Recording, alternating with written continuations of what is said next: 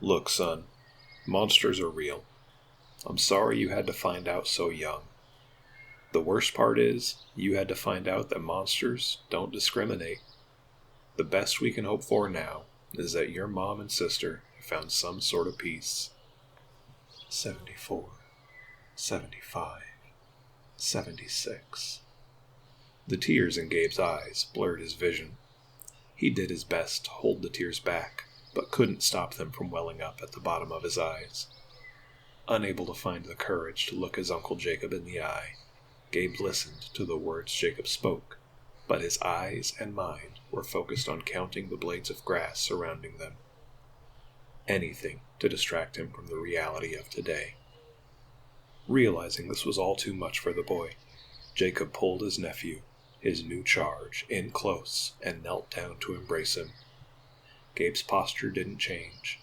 He accepted the embrace, but didn't return it. Instead, Gabe did his best to not let the tears welling up erupt all over his uncle's shoulder. 110, 111, 112. Jacob relaxed his embrace of Gabe and began to lead the boy towards his truck. He would need more time to process, more time to grieve, more time to accept this new reality. Gabe's counting was disrupted on being gently turned towards his uncle's truck, but he gave no indication that he was bothered. The truth is, Gabe was happy to be done with the day's affairs and be heading towards the truck. He didn't need to count any more grass, or dimples in the carpet, or cracks in the wood. Once he was in his uncle's truck, he knew he would leave all these crying strangers behind. All these people who insisted that he was so brave, so strong, that his life was such a blessing. In his heart and in his mind, Gabe didn't believe any of those things to be true, and he didn't know how to respond to all the people insisting they were. The first words Gabe spoke to his uncle since the service had ended were simple. As Jacob began to reach for the passenger door to let Gabe into the truck, Gabe's gaze remained low, but his voice was clear. "I can do it myself." Jacob had to stop himself from chuckling, but did so in order to foster confidence in the boy. Saying nothing, he retracted his hand and walked around to the driver's door. Through the passenger mirror, he could see his nephew struggling to open the tall truck door, but he could reach the handle and would succeed without assistance. He's still in there. Thank God. Gabe was fully seated and negotiating with the belt buckle when the truck's engine roared to life and the seat began to vibrate gently beneath him. As loud as Gabe knew the truck to be on the outside, it always surprised him how quiet it was once all the doors and windows were closed. "Uncle Jake, can we listen to the radio?" "Of course you can, buddy. But rule number 1 on long trips: driver picks the music." Gabe hoped he would be able to pick the music, but quietly accepted his uncle's answer. The rest of his day was spent almost entirely staring out the window. The sights were familiar at first. Buildings similar enough to each other as to not stand out to the boy at all drifted by, slowly becoming less frequent. Before long, it seemed like hours would pass between what he considered buildings, aside from the occasional house in the distance. Instead, there were plains as far as he could see, and mountains beyond that. With every town they passed, Gabe wondered when they would finally get to his uncle's. No, his new home. But he couldn't risk any more unpleasant, unwelcome conversation by asking. He accepted that the best he could hope for from this day would be to continue listening to his uncle sing along to old person music, traveling further and further away from the life he knew and the memories he so desperately wanted to forget. Uncle Jake would occasionally ask to make sure he didn't need to stop to use the bathroom, but Gabe needed only shake his head to answer that. And so the day went on without much conversation between the two. Twice they stopped for fuel, for the truck and themselves. The highlight of Gabe's terrible day was learning that when Uncle Jake said they needed road food, he really meant junk food and soda. The changing landscape of the world around him amazed Gabe as they drove through the day, eventually taking them into the mountains that seemed so far off in the distance when they started. It had been hours since the sun went down, and Gabe had taken to staring at the endless lights in the distance across the horizon. He barely noticed when Jacob started speaking to him about plans to sleep for the night. Not that he would have responded if he did notice. "That's all I can take tonight, big guy. Unless you're ready to drive us through the night, I think we'd better find a place to lay our heads."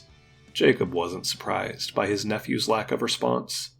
Silence had been the order of the day, and he was sure the drowsiness of a full day on the road wouldn't have made the boy more talkative. But still, it was Jacob's nature to try and joke with his nephew to bring some amount of levity to this child's tragic life. Not far past the Colorado state line, Jacob picked a small motel with a vacancy sign lit up and guided the truck towards it. "Can you keep an eye on the truck while I get us a room? All your stuff's in the back, and somebody needs to make sure that nobody takes it." Jacob said this with a smile on his face, but the words struck Gabe as serious. He turned to look his uncle in the eye for the first time that day, and with a serious, dutiful look in his eyes, he nodded. "Fuck, this kid is too serious. I guess I can't blame him for that." In those few minutes Jake was inside the motel office, Gabe was alone for the first time that day. In truth, it was the first time he was alone in days, since the police had first wrapped him in a heavy gray blanket and sat him on the back of an ambulance. How many days had it been? Honestly, he didn't know. Ever since then, there was a never-ending stream of adults just checking on him, making sure he was fed, making sure he didn't need anything, making sure he didn't want anything. That was silly. Of course he wanted something. He wanted his sister back. He wanted his mommy back. He wanted his daddy back. Back to the way he was, before he was a monster. He wanted everything to just go back. But for all the people who promised they would get Gabe whatever he wanted, whatever he needed, he knew better than to ask for any of that. He knew that nobody could make things go back, and anything they were able to do for him wouldn't matter. His solitude in those few minutes allowed the weight of all those thoughts and feelings to crush the walls he had unknowingly constructed, crushing the poor boy in the process. When Jacob returned to the truck, he panicked at the sight of his nephew sobbing uncontrollably in the passenger seat. Jacob nearly leapt across the bench seat of the truck to comfort the boy. As soon as his arm reached around Gabe's back, Gabe stiffened, wiped the tears from his eyes, and quietly said, "I'm fine." Surprised and confused, Jacob took the boy's meaning and scooted back in front of the steering wheel. Their room was only a short distance from the motel lobby, and Gabe was more than ready to get out of the truck as soon as they were parked, once again focusing his gaze on the ground in front of him rather than anything that might expose his eyes to another person. "Hang on, partner. You never leave things in your truck when you stop for the night. We need to take all your stuff inside, so grab your pack from behind the seat before you go." "What pack?" Jacob paused to consider the boy's question for a moment. He never considered that the backpack, let alone the things inside of it, must have been picked out and packed by someone else. He just told the boy that all of his things were in the truck, and he hoped he wasn't going to let him down so early in their journey together. "Just flip the seat forward and grab something, please. We'll sort it all out in the morning." Gabe did as he was told, then waited in front of the truck for his uncle to guide him towards their room and unlock the door. Once inside, Gabe noticed there were 2 beds, both bigger than his and his sister's beds combined. The idea of having a bed that big all to himself gave Gabe another tiny shred of joy on that awful day. It didn't take long for Jacob to get their few bags inside, but by then, Gabe appeared to already be asleep on top of the blankets of the furthest bed from the door. "Good. Get some sleep, big guy. We'll figure this out tomorrow." Jacob slid his boots off and climbed on top of the covers of his own bed, plugged his phone in, and started to scroll through different apps on his phone to catch any news or events he might have missed during a full day on the road. Not that he cared about any of the things he saw, but it was a habit he would have a hard time breaking if he tried. Soon after he started scrolling, Gabe let him know he wasn't quite asleep yet with a question. "Uncle Jake?" Gabe asked. "What's up, buddy?" "What about me?" "What about you, bud?" "Am I a monster?" Fuck, Jacob shuddered. He never had children of his own, and on his first day in charge of another human being, he was faced with a real tough question to answer. He had to get this right.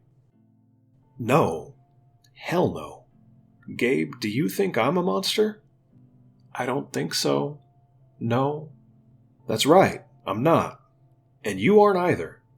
Just because your daddy was a monster doesn't mean you're condemned to the same fate. Me and your daddy grew up in the same house, and our father was a monster too. Your daddy and I, we both watched what that man did to our mother. Gabe, I'm so fucking sorry that your daddy wound up being an even bigger monster than ours was. But that's not gonna happen with you. And buddy, I know this is hard to hear right now, but your daddy, he wasn't always a monster. When we were growing up, your daddy protected me from the monsters in our lives. He was my fucking hero. I have no idea what happened, where things went wrong, how he could possibly do what he did. I just don't know, bud.